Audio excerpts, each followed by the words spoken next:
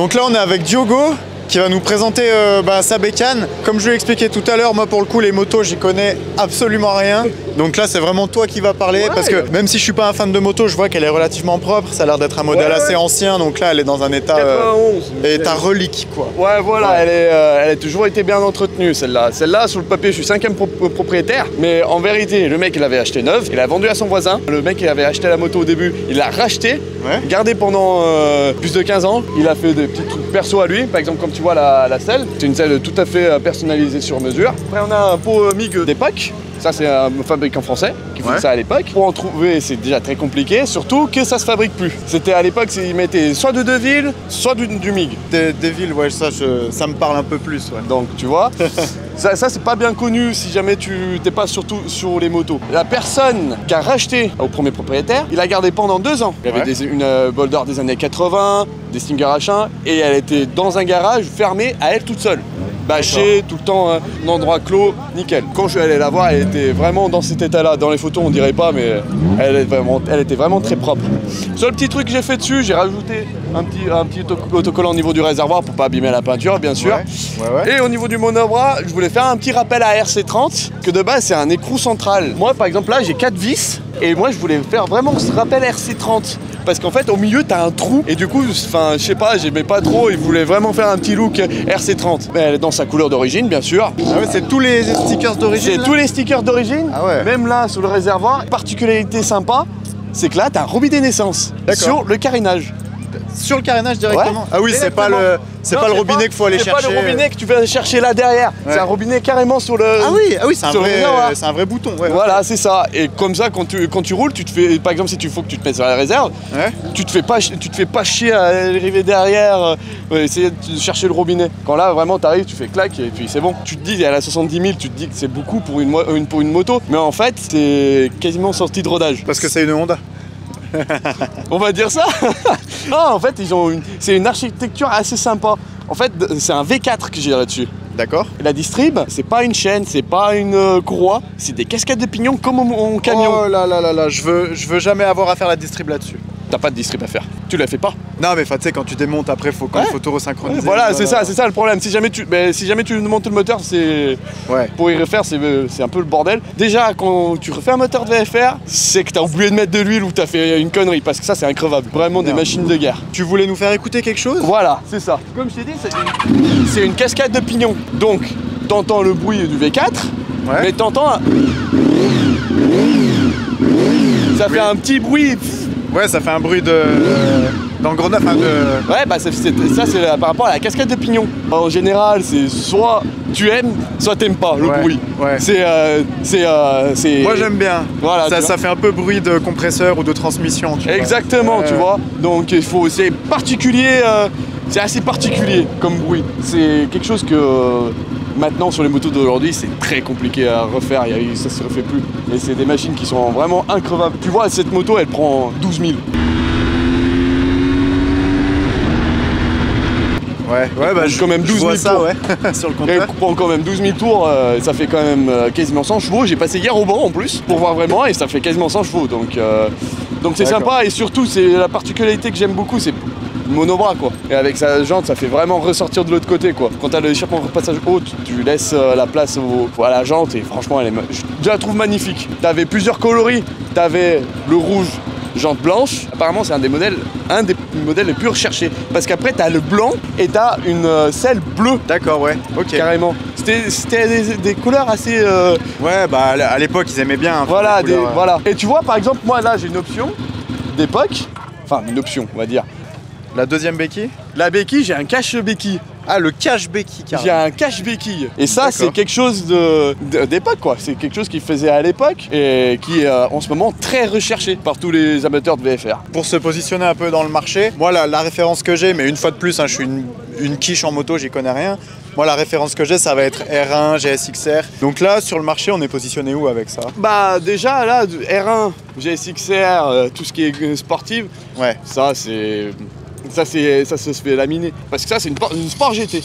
D'accord. Mais à l'époque, Ok, c'était ouais. une des premières vraiment sportives de chez Honda. Ça sort quand même 100 chevaux, c'est quelque chose qu'à l'époque, c'était très bien. Mais R1, GXXR, bien sûr, ça se fait toujours laminer. Mais Ouais. par contre, tu veux une moto pour rouler tous les jours, que t'as pas de problème. Seul problème que t'as, c'est le problème des motos des années 90, c'est les régulateurs de tension qui sont D'accord. trop proches du moteur. Du coup, ça a tendance à chauffer et ça les crame. C'est le seul problème. Tout ce qui est niveau mécanique et tout, c'est...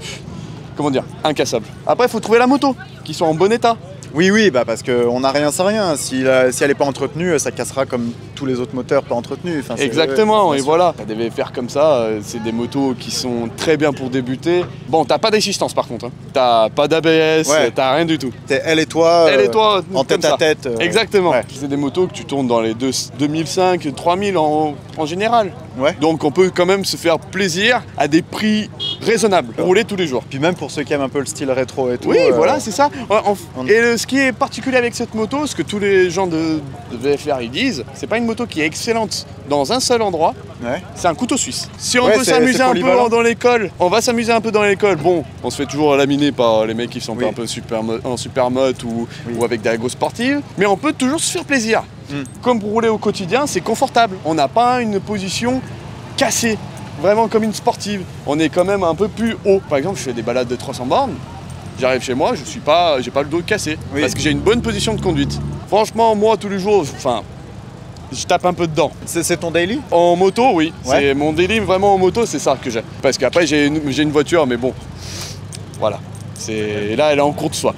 Voilà. Je t'expliquerai plus tard. Tu consommes quand même 6 litres au 100, mais sachant que tu tapes dedans. Sachant que je fais de l'autoroute et de la nationale en même temps, sachant que je m'amuse, que des fois je tape pas forcément dedans, et des fois je tape vraiment jusqu'à 12 000 quand j'ai envie de vraiment me faire plaisir. Donc ça reste quand même raisonnable pour rouler. Là, je vois les éclairages Stanley. Là, pareil, sur les Civic, c'était tout du Stanley aussi. Ouais, c'est non, ça. mais comme quoi que... Ouais, il y a beaucoup de C'est- choses qui se ressemblent. Ouais. Il y a ouais, beaucoup de choses qui se ressemblent. J'ai un collègue, on avait fait les photos comme par hasard. On avait les mêmes couleurs. Il avait une Civic, moi j'avais celle-là. Il avait la Civic rouge, jantes blanches. Moi j'avais les jantes blanches, donc Bah franchement. oui, ça faisait la paire, quoi. Voilà, exactement. Ouais. Et par contre, elles sont pas communes à avoir. Enfin, tout le monde les connaît, ceux qui sont dans les motos. C'est connu, mais ça se voit pas. Ouais. Rouler. Bah T'as ouais. qu'à voir, tu es allé au salon de la moto, et j'étais le seul avec celle-là. Quand on n'a pas le budget pour une RC30, parce qu'une RC30 ça coûte 40 000 €, parce que la RC30 c'est vraiment quelque chose en compétition qui était quand même très très bon. Tu peux l'avoir homologué route, sachant que c'est une moto de compétition. Donc du coup tu peux avoir de la pêche HRC dessus. Après j'ai d'autres petits bijoux chez moi, mais c'est pas les mêmes années. J'ai une Peugeot de 49. Ah oui. Vitesse au réservoir, que je suis en train Ouais. de la refaire. Une de 1953, couleur d'origine. Vraiment, je l'ai tout gardé dans son jus, que j'ai vraiment fait moi. Donc, ouais, plus intéressé par les anciennes, du coup. Moi, je suis que ancien. Ouais, moi, c'est je- bien, ça, moi- ça me plaît. Moi, ça je me plaît. reste, tout ce qui est moto, même voiture, je reste dans les 90, max 2000. Ouais, mais ouais, sinon, ouais. je suis très très ancien. Moi, j'aime bien quand ça crache des flammes. moi, tu mets un coup à 12 000.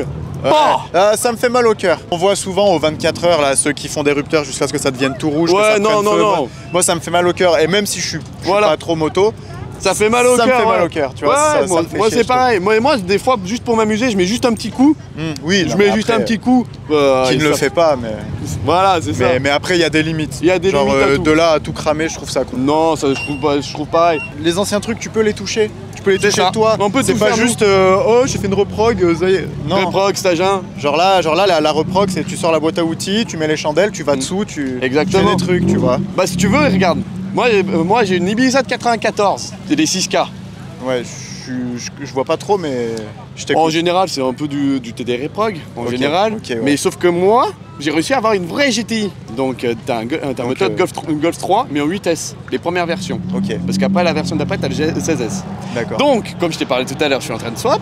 Ouais. Ah, c'est Je suis celle-là en- du coup. Je suis en train de swapper celle-là et je suis en train de mettre un 16S. Déjà, je vais commencer par un collecteur inox Decata, normal. Ça sort quand même 150 chevaux, c'est pas quelque chose d'énorme, mais pour l'époque, c'est quand même pas trop mal. Combiner fileté, bien sûr, barre interrapprochement à avant. Et l'idée, c'est qu'après, je veux supprimer l'injection, Et repasser sur un carbu. double corps. Tu et vas mettre... t'amuser à le régler ça aussi, non? Oh non, n'en parle pas de ça, s'il te plaît. Ouais. On n'en est pas encore là. On n'est pas encore là, déjà il faut qu'elle roule. Lui mettre un compresseur. Ah oui. Je vais mettre un compresseur, des arbres à cam, les compresser la culasse. Vraiment faire un petit peu de préparation, mais histoire de rigoler un petit peu. Un compresseur qui hurle un peu quand même. Qui hurle quand même un petit peu, ouais. Ouais. Ouais, quand même un petit peu. Je pense du 8 tonnes. Tu sais, un peu comme s'il montait sur les Mercedes. Ou par exemple sur du S150 aussi, de chez Ford. Et il y a des gars qui ont déjà monté. Mais dans ce style-là, j'aimerais bien. Ouais, ouais. Histoire de montrer que les anciennes ont quand même un peu de charme. Ah bah bien sûr. Avec un petit peu de prépa. Bien sûr, bah on est là pour ça. Hein. C'est ça, hein.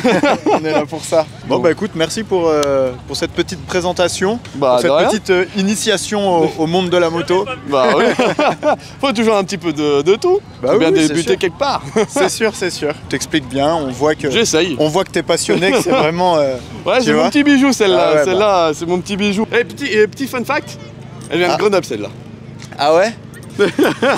C'est pour ça qu'elle est bien. Elle a la montagne dans le sang. Puis bah si tu veux voir la vidéo, hein, c'est sur la chaîne de la Terpenterie. Ouais, bien sûr, je connais, Pas, je connais, t'inquiète pas. N'hésite pas à lâcher ton meilleur like. T'inquiète pas.